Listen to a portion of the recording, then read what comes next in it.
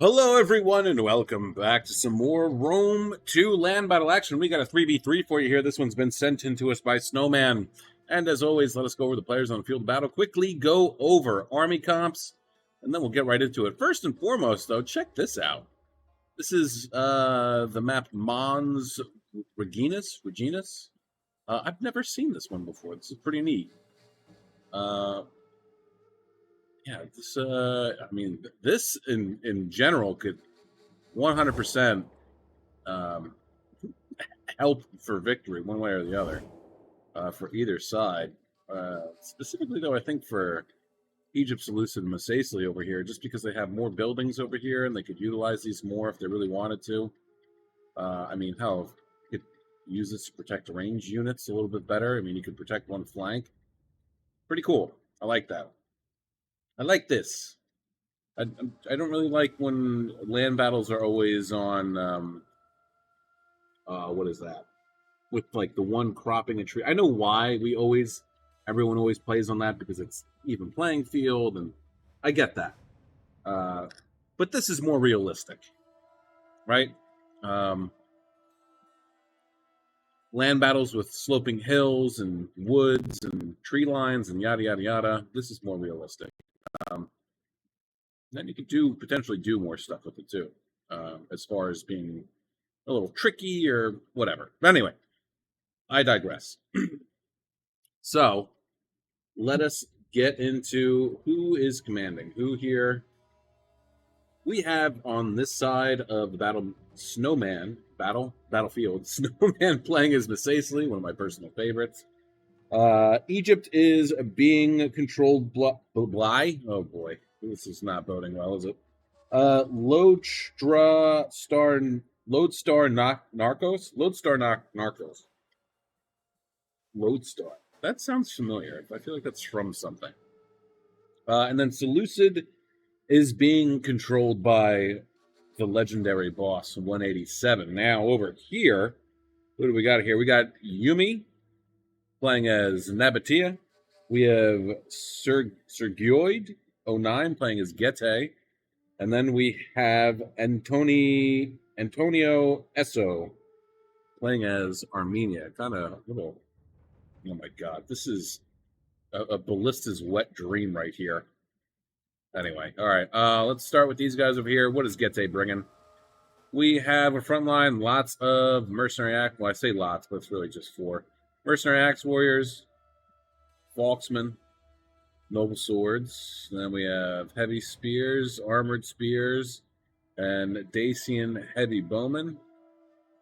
Nabatea is bringing, what do we got? We got noble swordsmen pretty much for the duration, and then we have some Nabatean axe warriors. The Nabatean swordsmen, axe warriors, and then axe warriors. Okay, and then some Nabatean swordsmen. And then what do we got here? Even a Falksman as well. We're all mix and matching. Nabatean heavy archers, and then as far as their general goes, Nabatean noble cav, Nabatean noble cav, and then Hellenic desert cataphract. So not bad. And then Armenia is bringing. It's going to be a little difficult to see what they have here. Royal cataphracts, noble blood cav. All right, these 4 guys here. Cartly axemen. Okay. More Cartly axemen, yes. And then best spears in the game. He's brought so many of them, he must have heard about how good they are. Definitely going to have an excellent time.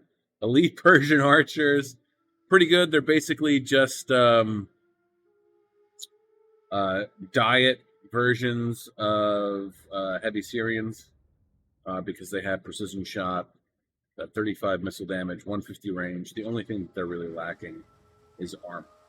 And that's it. Meanwhile, over here, what do we got going on? Massaceae is bringing what we got in the back. Armored Numidian riders. Then we have some desert cohort. Slave infantry peppered in there. Then desert legionaries, of course. 1, 2, 3, 4, 5, 6, 7, 8. And then we have 2 heavy Numidian skirmishers, one of my favorite units in the entire game, and then 2 units of tribal slingers. Egypt is bringing, we have Nubian bowmen all across the front. Thorax swords, lots of thorax swords, okay. Royal Peltish General, Levy Thurio spears, good bang for your buck. And then Citizen Cav. We all know how I feel about Citizen Cav, but sometimes you got to be cost effective. And then Seleucid is bringing. We have Thorax Swordsman all the way in the front, as we can see here. Hellman in the back, definitely a step up from some Eastern Spearmen. 2 units of pikes, one regular pikes, the other is a levy pikeman. Syrian archers. We have 2 units of Median cavalry, and then both 2 units of chariots, one of which is general. Definitely can be devastating if they can get them someplace good and juicy and just keep on pulling them through. Anyway, 19 minutes, 52 seconds on the clock. Let's get this underway and see what type of devastation we can get into here, huh? So far, Egypt is just doing a little dance with the Citizen Cav. Misacely is going to move forward and off to the right over here, it looks like. Oh, nice. Positioning themselves in a bit of an angled stance. Oh, what do we got here? Spear Horsemen. What else? Dacian Heavy Bowmen. I guess they had more, and we just didn't see them? Yeah. Or no, we saw them.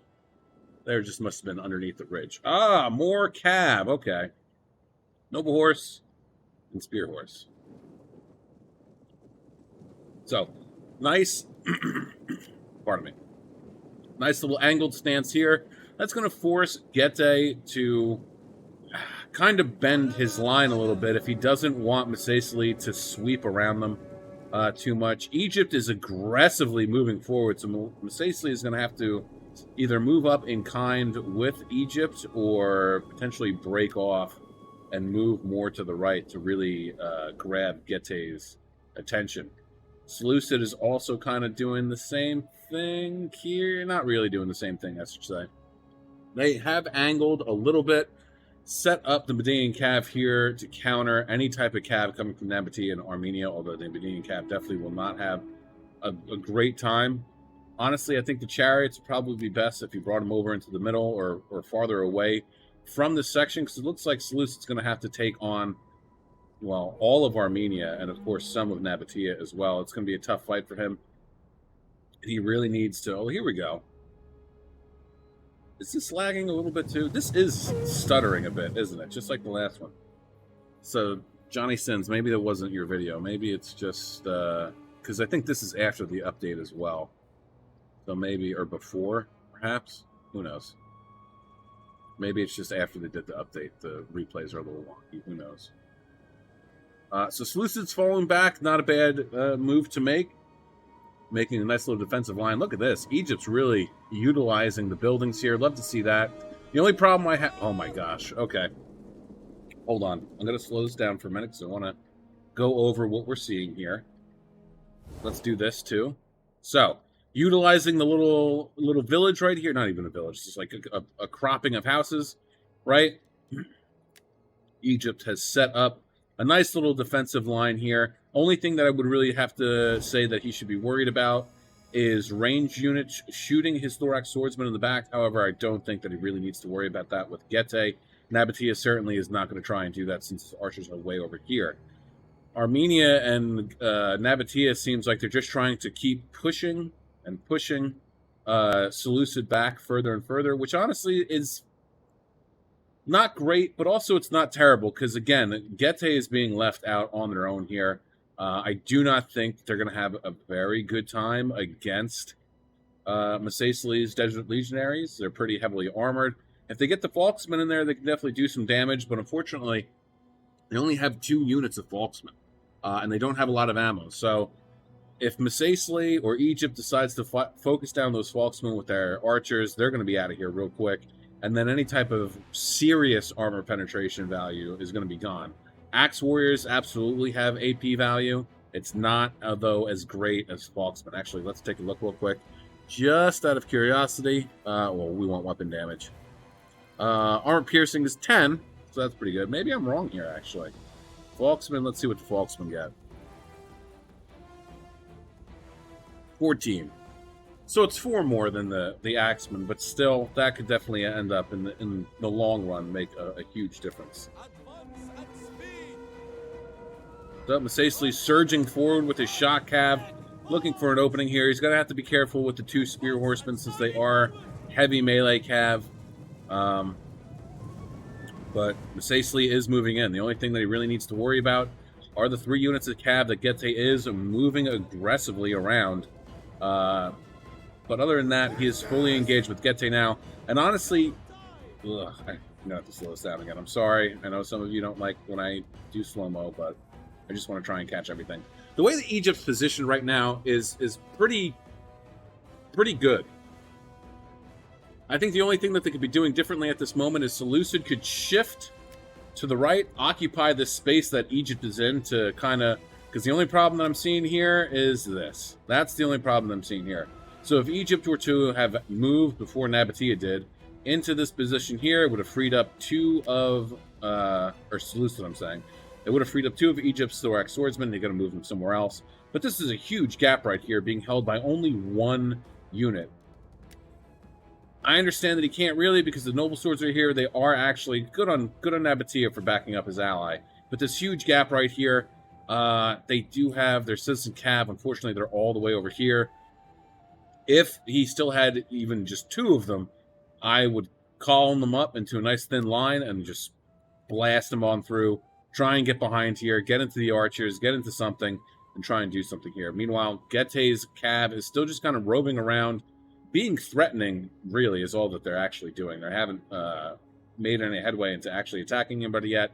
Honestly, though, I mean, he could, at least with the shot cav, could get a nice little rear charge into the back of these legionaries to probably help out his spear and noble sword unit here, dealing with these guys.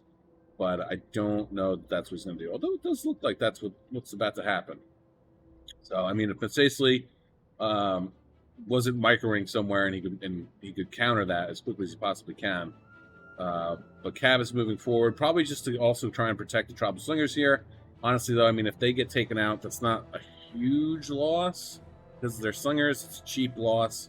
Not super expensive. The only thing that I would really want to try and save is the Numidian skirmishers. All right, let's go back to regular speed here just for a little while. You can see what's going on. Armenia is now shifting along with Nabatea, really putting some serious pressure here on Seleucid.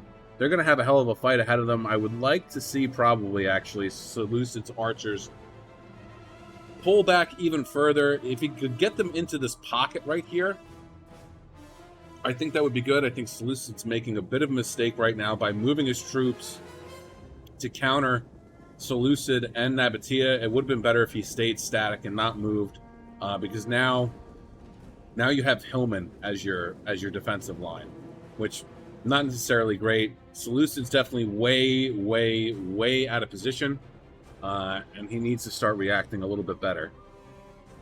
First and foremost, I would definitely be getting the chariots out of there. I would not want those to go to waste. Armenia, though, Blood Cav moving around, going to get right on into those archers there. Egypt needs to be paying attention to help out with his friends, his allies, and smash right into them. There they go. They noticed it. Going to try and catch the Blood Cav. 4 Citizen Cav should be able to at least pin these guys down and lay a pretty heavy beating on them, if not defeat them right off the bat. Side chariots moving on in. They're going to try and slice up the Noble Blood Cav as well. Honestly, though, I would want to get them out of there as quickly as possible. Just seems like chariots don't do that well against Cav, when in reality, scythed chariots should do phenomenal against Cav, because those giant metal blades on the hubs of the wheels should be slicing horse legs off left and right. But it's neither here nor there. Nay, here nor there. This Legionary is 48 men, 69 kills. They are routing at the moment. They could potentially come back, though, if Gete doesn't decide to focus them down. And now it is an all-out brawl over here. Slave infantry doing not good, but, I mean, it's to be expected. Sacely's taken on Noble Sword General. They are winning this fight. Noble Sword's losing decisively. Hopefully they can manage to actually get rid of this unit here, maybe even kill the general, deal a pretty heavy morale blow to Gete. But for the most part, I mean, it looks like their line is crumbling. Combat's even between the Axe Warriors and the Desert Legionaries. This unit of Falksmen is starting to waver and break. And looks like he's going to use some of his slave infantry to maybe wrap around here, possibly even get into the the Dacian heavy bowmen, which would be a good thing to do. I mean, keep in mind, like, these guys are trash. They're absolutely awful. They have no armor, but they're very light infantry, so using them as kind of cheap and crappy shock infantry, there we go, is not necessarily a terrible idea. Meanwhile, over here, this has kind of fallen into a little bit of insanity over here. Again, I think that this little defensive formation that Egypt had wasn't the best. I think it would have been better if he and Seleucid had linked up here to create one nice defensive line, or even if Seleucid had fallen back more to this position right here and fallen and tried to hold there. Meanwhile, Noble Glove taking on 4 units. It appears, at least, 4 units of Citizen Cav, and they're just like, yeah, get out of here, you stupid, you pansies, get out of here. So yeah, Eastern Spearmen, I cannot wait to see how well or bad all of these Eastern Spearmen did. But I mean, they have a bonus of 20 against large units, so they're going to have a field day against these Citizen Cav. Royal Cataphracts doing a hell of a job, too, up to 138 kills so far. Seleucid is crumbling, and that, unfortunately, is going to leave the flank or the rear of Egypt and Massaceae completely exposed, and that's going to free up Armenia to pass right on behind and smash into the back of these 2 armies over here. Meanwhile, slowly but surely, Getae is getting ground down and worn down. Army Numidian Cav taking out the Dacian heavy bowmen.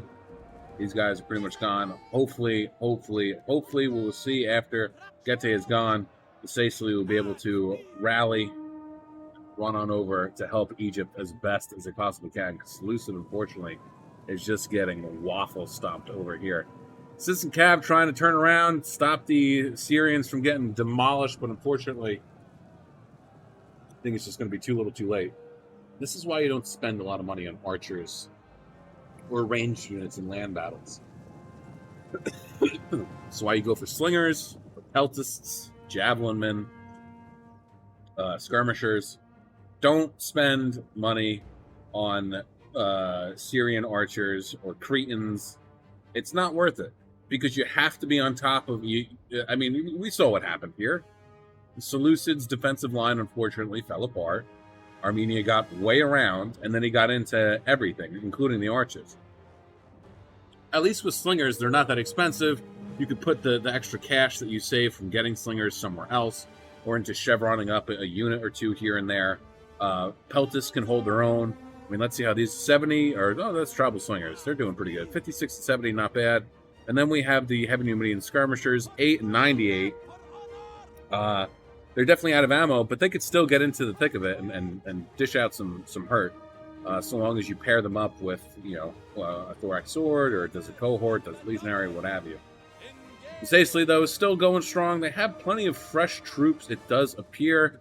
1, 2, 3, 4, 5, pretty much, and then two kind of beat up guys right here. I'm surprised the slave infantry is actually still hanging out. 52 kills. That's got to be impressive, right? Come on. Egypt now just holding on for dear life right here. But honestly, this is hilarious. I mean, if I'm Armenia, I'm letting my cav do whatever. I'm not gonna. Whoa, what's going on here? Not too many pikes left, right? No, they're winning. They are winning, breaking some. I don't know why. He thought this was a good idea. I mean, don't get me wrong. You dogpile enough horses on top of pike, yeah, they'll break eventually, but they're going to take some serious casualties in the long run. So they are losing slightly. Thorax swords throwing javelins into the back of the pikes. That's probably what made them break, honestly. I'm not even kidding. Where are those chariots at? They're gone, aren't they? I missed it. Crap. All right. Well, I guess we'll see how they did. I hope they did something. Citizen Cav from Egypt over here, still going strong. 56 kills, 37 men left, but they are starting to waver. Yeah, if I'm Armenia, I'm not sitting here and waiting, okay? You have wide open spaces over here. You have a general out on their own, not doing anything, and you have a bunch of fresh Cartly Axemen. I'm moving. I'm moving. I am bum rushing Egypt as fast as humanly possible, because now all that you've allowed them to do is win their fight against Nabatea, or what forces of Nabatea were over here, and now they're going to pull up, pull back, meet up with Masacely, which is Masacely's going to meet them as well. And now you have to fight two armies. Nabatea, they don't really have too much left. What have we got here? We have some archers. One's kind of beat up. They have some kills under their belt. I'll give them that. But yeah, they don't really have much of anything left. They have 1, 2, 3, 4, 5, 6, 7, 8, 9, 10 units left. This one's going to be gone soon because he is surrounded. And then it's just Armenia. So again, I think Armenia may have dropped the ball a little bit here by focusing too much on what his cab was doing and not moving all of his Cartly Axemen over here to this side, to this flank. Hello? Hello? So over here, and then swing around and getting into the back of Egypt. Because I think if he had done that, I think they probably could have pulled this off. I mean, balance of power is still relatively even. It's favoring Masacely in Egypt slightly. But I think I feel if they really had wanted to win this, that's what they should have done. Armenia should have came, swung around, and smashed into the back. What are you doing here? What are you doing here? What's going on? I mean, there's only 24 of them left, so wherever they go, it doesn't really matter. They're going to get their butts handed to them, but whatever. This is strange. 160. Going after some Cartly Axemen in shield wall. That's not going to bode well. Archers over there getting absolutely wiped out. This is also, like, ballsy. Like, why? Like, this is what I mean. Like, this is... I don't know. I feel like this is a waste. I mean, no one's moving forward to take these guys out, so, like, whatever. They absolutely could. Same here, too. Like, I don't understand what's going on here. Seleucid still has a 1 Thorax Swordsman left. He might have just left. Maybe he left the game. Because he could absolutely 100% sneak up on this Royal Cataphract and probably kill the general, too. If he really wanted to. He 100% could do that. That's a thing. That's a thing you can do.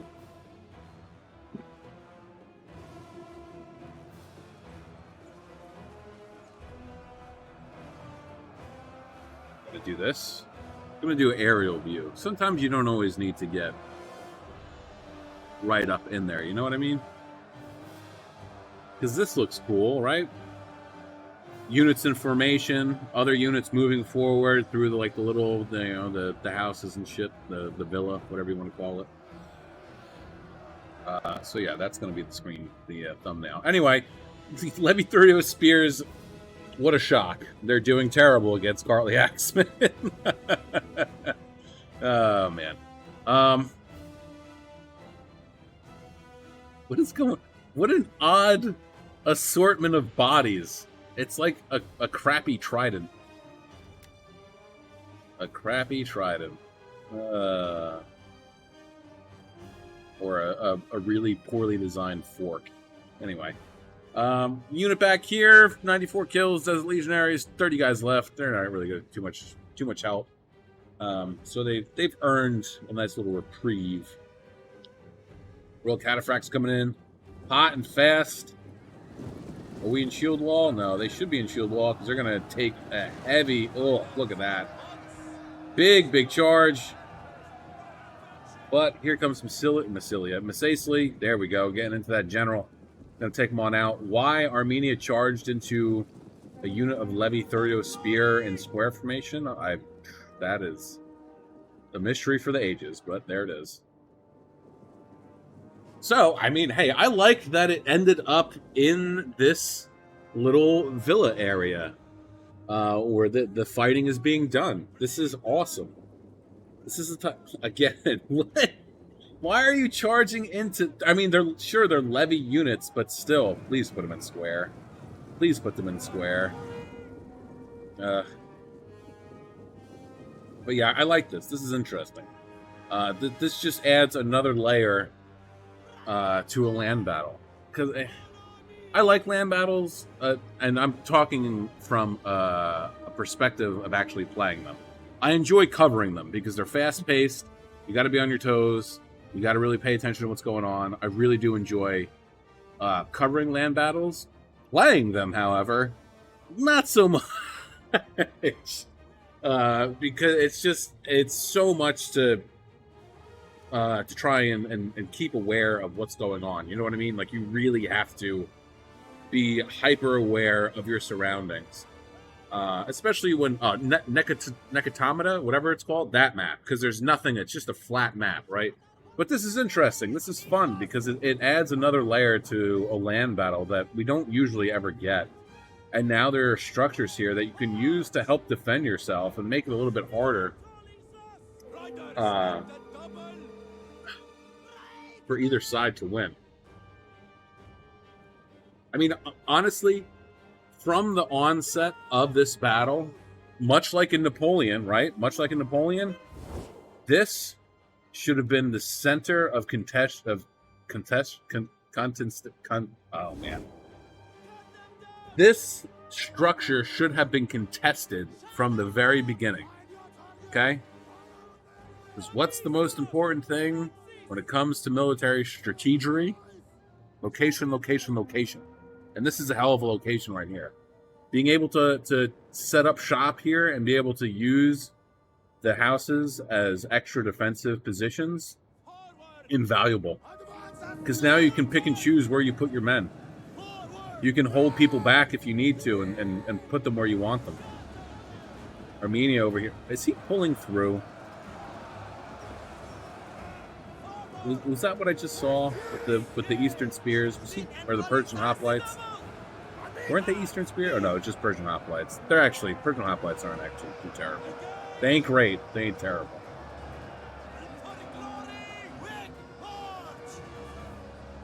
Numidian Ribers taking on some Hellenic Cataphracts over here. Got some serious wavering from all parties. Nabatea is slowly but surely getting chiseled away by Egypt. I mean, luckily for Egypt, he had a lot of thorax swordsmen who are still very fresh and ready to go. And that's what I mean. I think Armenia missed a great opportunity to really hammer away more at Egypt and get into the rear. At least for a little bit. I mean, granted, he would have taken some losses, and Messasley would have eventually encroached up on the back of him. But hopefully, like, if he had done that, if he had gone and swooped around behind Egypt and attacked Egypt's rear, the hope would be that they would have done enough damage to Egypt that it wouldn't have mattered that Messasley had moved on over. Hellenic, there's the Cavs getting troused over here. They're going to be gone pretty soon, I would imagine. And this is pretty much over. This is done for. Armenia is the only one who's really left. Nabatea's got a handful of units here.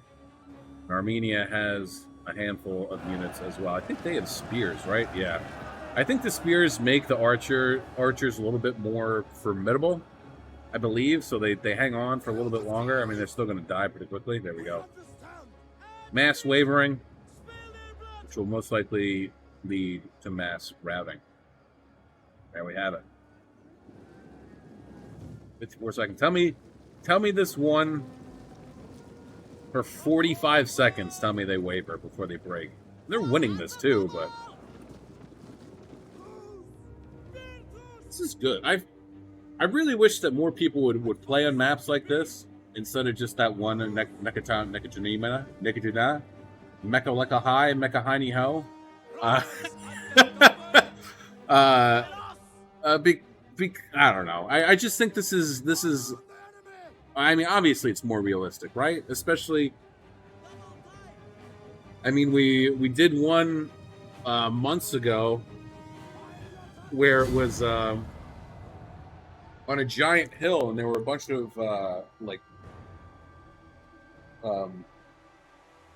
like Stonehenge, but not like Stonehenge. They were just like giant rocks in the ground, laid perpendicular. But then it was a giant hill, and there was tree cover, so you didn't know where people were. That's that's what's interesting. I mean, like, yeah, like a plain flat battlefield is cool because you get to test out how strategic you can actually be, and like, but fighting in a forest is, I feel, a little bit more interesting because you can really find out how strategic you can be by setting traps. Even in multiplayer battles, you could absolutely. I mean, you don't have to set your army up on the front line. You can pull them back a little bit, or put them off on like an angle someplace, and then put some of your other units a little bit farther away, facing that angle, so that when the enemies come to meet you, you have a little bit of a surprise force that can charge into the back lines of the enemy. You know, can't do that in it's just a plain flat map. Anyway, oh my goodness, you almost broke 3,000. Snowman. Hello, darkness, my old friend. I've come to meet with you again about a vision softly creeping. Well, that's it. I'm not going back. I'm not going to edit it in either. All we need to know is that Snowman got 2,900 and I think it was 14 kills. Absolutely crushed it. We don't know how the Chariots did. I'm assuming they did pretty poorly. Jeez, I can't believe that happened. I didn't even click anything. My mouse button wasn't even at the bottom. I don't know what happened. Whatever. All right. That is going to be it for me today, guys. I hope you enjoyed that one. I sure as hell did. That was great.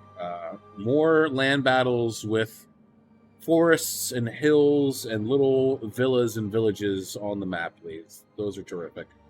But with that being said, have a great day, morning, evening, afternoon, night, whatever time of day it is, wherever you are while you're watching. Just have a good one. Peace out, guys.